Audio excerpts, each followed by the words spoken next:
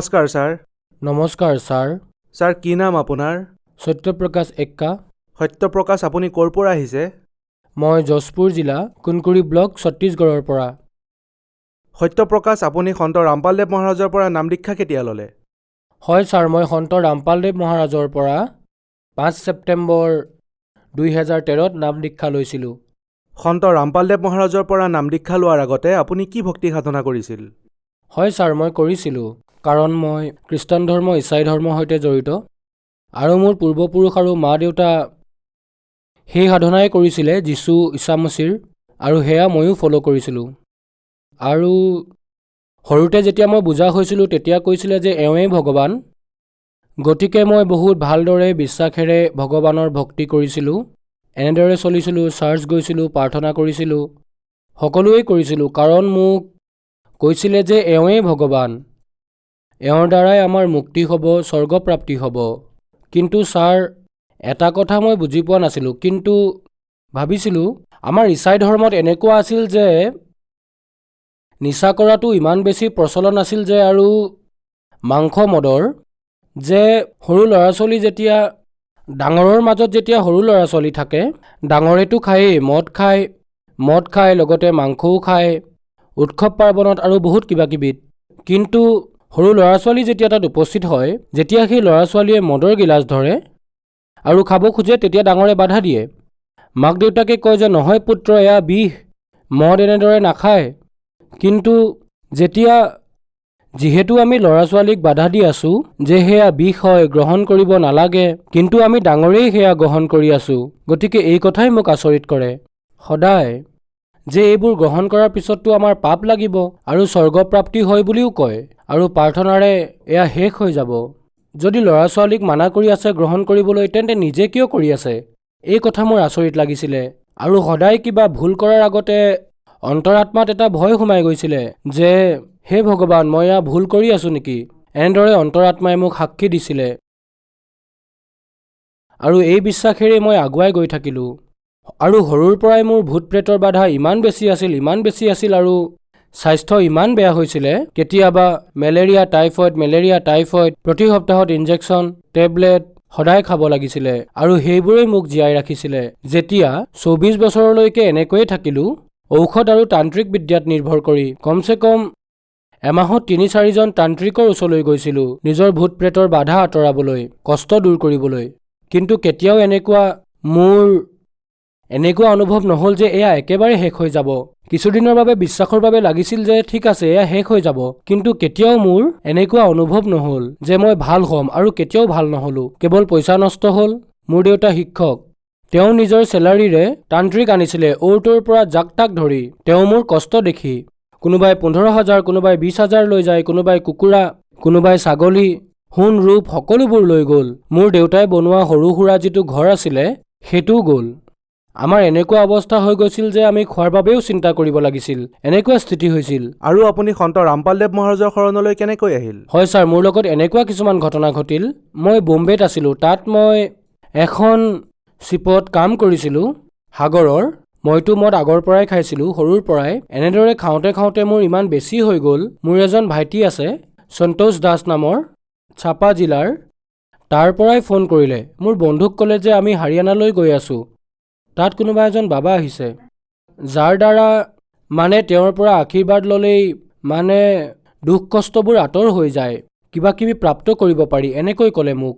তাৰপিছত মই মোৰ বন্ধুৰ সৈতে সতলোক আশ্ৰম গৈ পালোঁ। তাত আমি তাৰ ব্যৱস্থা দেখিলোঁ, বহুত ভাল আছিল। জ্ঞানটো মই সিমান বুজি নাপালোঁ, বাকী তাৰ সকলোবোৰ বস্তু ছিষ্টেমেটিকেলি আছিল। মোৰ ভূত প্ৰেতৰ বাধা আছিল, তালৈ গৈ মোৰ আচৰিত অনুভৱ হ'বলৈ ধৰিছিলে যে ইয়াতে পাখণ্ডবাদ হয় চাগে, এনেকুৱা। কিন্তু মই কষ্টৰ বাবে গৈছিলোঁ, মই ভাল হ'ম বুলি বিশ্বাস কৰি, আৰু ভগত ভায়ে ক'লে মোক মই ভাল হৈ যাম। সন্ত ৰামপালদেৱ মহাৰাজৰ পৰা আমি নাম দীক্ষা ল'লোঁ। তাত 3 দিনৰ বাবে সৎসংগ হৈছিলে ছাৰ।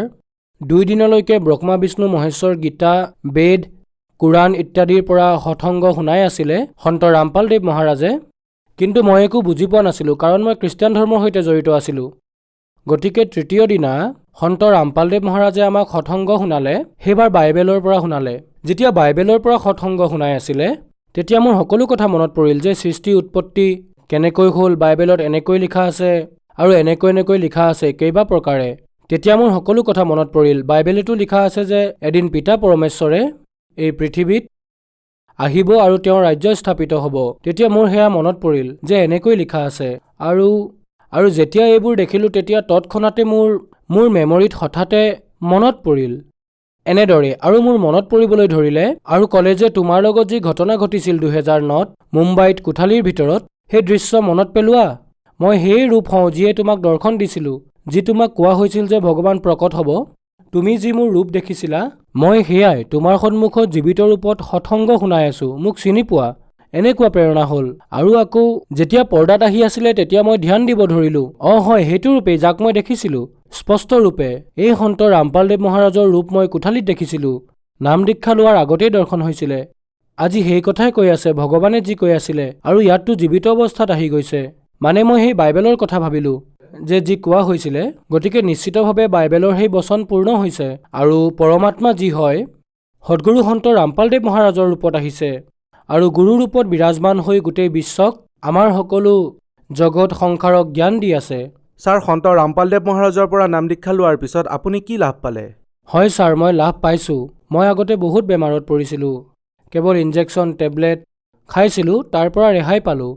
আৰু ভূত প্ৰেতৰ যি বাধা আছিলে তেওঁৰ পৰা নাম দীক্ষা লৈ সন্ত ৰামপালদেৱ মহাৰাজৰ পৰা মই ইমান সকাহ পাইছোঁ যে আজিতো কালেতো কিজানি চুবতো নোৱাৰি, খুন্দা খাই আঁতৰ হৈ যায়। বাকী মই ইমানেই সন্তোষ পালোঁ, মই ভালদৰে শুব পাৰোঁ। আৰু ইমান সুখ শান্তি দিছে পৰমাত্মাই সন্ত ৰামপালদেৱ মহাৰাজে যে তাক বৰ্ণনা কৰি শেষ কৰিব নোৱাৰি। ছাৰ, দেখা গৈছে যে সন্ত ৰামপালদেৱ মহাৰাজে আধ্যাত্মিক জ্ঞানৰ ক্ৰান্তি আনিছে আৰু বহুত শ্ৰদ্ধালু সন্ত ৰামপালদেৱ মহাৰাজৰ সৈতে জড়িত হ'ব ধৰিছে। আৰু আন ধৰ্ম যেনেকৈ খ্ৰীষ্টান ধৰ্ম, মুছলিম ধৰ্মৰ মানুহে সন্ত ৰামপালদেৱ মহাৰাজৰ সৈতে জড়িত হ'ব ধৰিছে। আৰু আপুনি কৈছে যে আপুনি খ্ৰীষ্টান ধৰ্মৰ আছিল আৰু আপুনি সন্ত ৰামপালদেৱ মহাৰাজৰ পৰা নাম দীক্ষা ল'লে। তেন্তে সন্ত ৰামপালদেৱ মহাৰাজৰ পৰা নাম দীক্ষা লোৱাৰ পিছত আপুনি হিন্দু হ'ল নেকি? তেওঁ কনভাৰ্ট কৰি হিন্দু কৰি আছে নেকি? নহয় ছাৰ, এই সকলোবোৰ মিছা কথা। কাকো হিন্দু কৰাৰ অৰ্থাৎ পৰিৱৰ্তন কৰা নাই সন্ত ৰামপালদেৱ মহাৰাজে। তেওঁতো কয় জীৱ হামাৰি জাতি হে মানৱ ধৰ্ম হামাৰা, হিন্দু মুছলিম শিখ ইছাই ধৰ্ম নাহি হে কৈ নিয়াৰা। ইয়াত সকলো যিবোৰ জাতি ধৰ্ম আছে সেই সকলোবোৰ ইয়াৰ লগতেই জড়িত। আৰু আপোনালোকে সৎসংগ শুনি শাস্ত্ৰ অনুসাৰে যি সন্ত ৰামপালদেৱ মহাৰাজে কৈ আছে যে আপোনালোকে বুজিবলৈ আপোনাৰ গ্ৰন্থই আধাৰ, গতিকে মোৰ বাবে সেই বাইবেলেই আধাৰ হ'ল। আৰু যেতিয়া সন্ত ৰামপালদেৱে খুলি দেখুৱাই আছিল তেতিয়া মই বুজি পালোঁ। আৰু সেইখিনিয়ে আমাৰ খ্ৰীষ্টান ধৰ্মৰ ফাদাৰ গুৰুৱেও কয় যে কোনোবা এটা পাঠ উলিয়াই লৈ মোৰ খুৰা দিওঁ।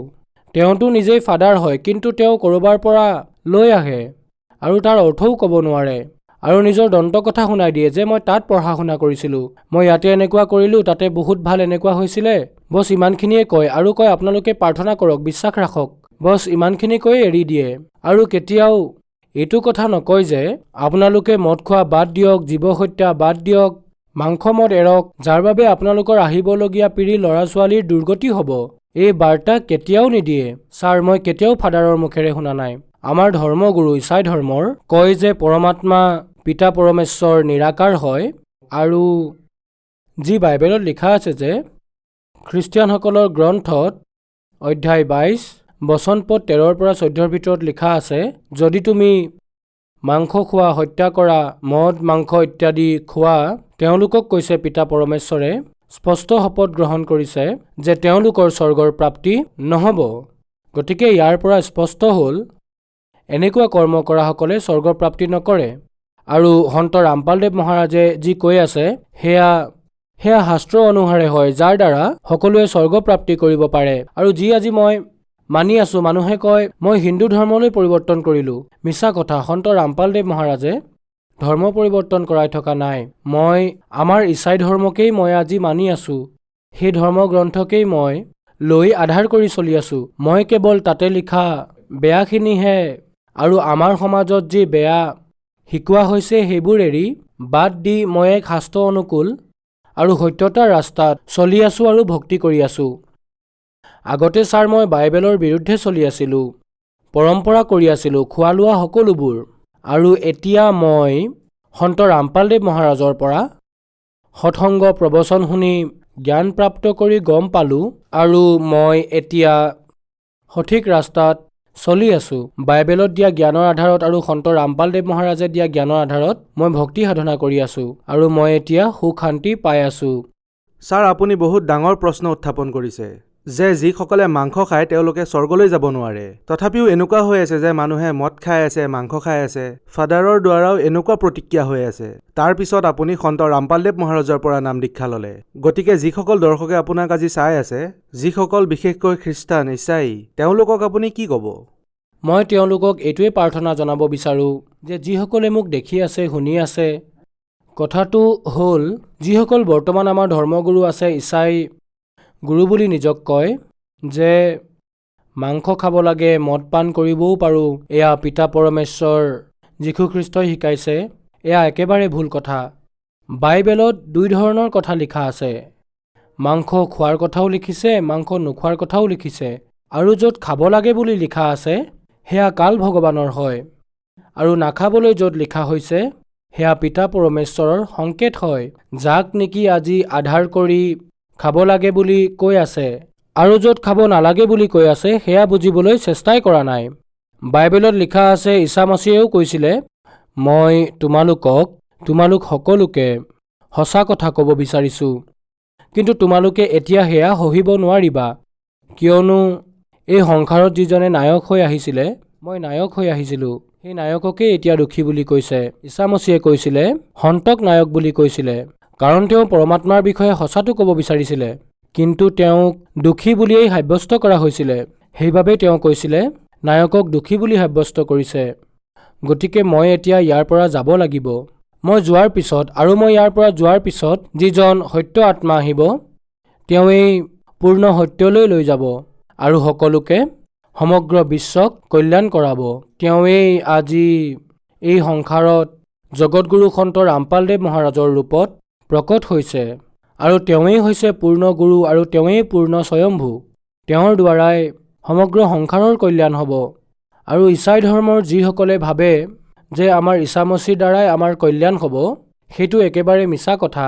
সেই যে বাইবেলত লিখা আছে যে এদিন সেই পিতা পৰমেশ্বৰৰ আগমন হ'ব আৰু পিতা পৰমেশ্বৰৰ ৰাজ্য স্থাপিত হ'ব, সেয়া যি আছে সেয়া সন্ত ৰামপালদেৱ মহাৰাজৰ দ্বাৰাই হ'ব। আৰু সেই পিতা পৰমেশ্বৰ, যাক কবিৰ পৰমাত্মা বুলি কয়, যি সকলো বাইবেলত লিখা আছে, বেদত লিখা আছে, গীতাত লিখা আছে, কোৰাণত যি লিখা আছে, সেই পৰমাত্মাৰ নাম কবিৰেই হয়, আৰু তেওঁৱেই পূৰ্ণ পিতা পৰমেশ্বৰ, আৰু তেওঁৱেই আজি সন্ত ৰামপালদেৱ মহাৰাজৰ শৰীৰত প্ৰকট হৈ সমগ্ৰ বিশ্বক জ্ঞান দি আছে, আৰু তেওঁৰ দ্বাৰাই সমগ্ৰ বিশ্বৰ কল্যাণ হ'ব।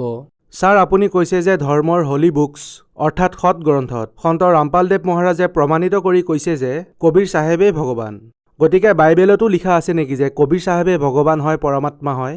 হয় ছাৰ, অৰ্থডক্স জইচ বাইবেলত অধ্যায় 35, 36, 37 বচন নম্বৰ আয়ুব গ্ৰন্থৰ বচন নম্বৰ 5 আজি বৰ্তমানত যি আছে তাতে কেৱল সৰ্বশক্তিমান বুলি লিখিছে, আৰু তাতে স্পষ্ট কৰি দিছে যে সেই সৰ্বশক্তিমান পিতা পৰমেশ্বৰ কবিৰ হয়। কবিৰ লিখা আছে, আমি দেখিছোঁ, পঢ়িছোঁ সেয়া। ছাৰ, সন্ত ৰামপালদেৱ মহাৰাজৰ পৰা নাম দীক্ষা কেনেকৈ ল'ব পাৰি? হয়, সন্ত ৰামপালদেৱ মহাৰাজৰ পৰা নাম দীক্ষা আজি টিভিৰ মাধ্যমেৰে, য'ত সন্ত ৰামপালদেৱ মহাৰাজৰ সৎসংগ প্ৰবচন চেনেলত ৰাতিপুৱা গধূলি আহে, তাত তলত হালধীয়া শাৰী আহে, তাত মোবাইল নম্বৰ আশ্ৰমৰ, সতলোক আশ্ৰমৰ দিয়া হয়, যি নম্বৰক ডায়েল কৰি যোগাযোগ কৰি তাৰ পৰা নাম দীক্ষা লোৱাৰ আধাৰ বনাব পাৰে। সন্ত ৰামপালদেৱ মহাৰাজৰ দ্বাৰা লিখা কিতাপ জ্ঞান গংগা, জীৱনৰ সুগম পথ, গীতা তোমাৰ জ্ঞান অমৃত পঢ়ি সেইখনতো নিজৰ সৎগ্ৰন্থক জনাৰ আধাৰ আছে। সকলো ধৰ্মগ্ৰন্থৰ সাৰমৰ্ম দিয়া আছে। তাৰ পৰাও বুজি লৈ আৰু মোবাইল নাম্বাৰ ডায়েল কৰি আধাৰ বনাই নাম দীক্ষা ল'ব পাৰে। ধন্যবাদ ছাৰ। নমস্কাৰ ছাৰ।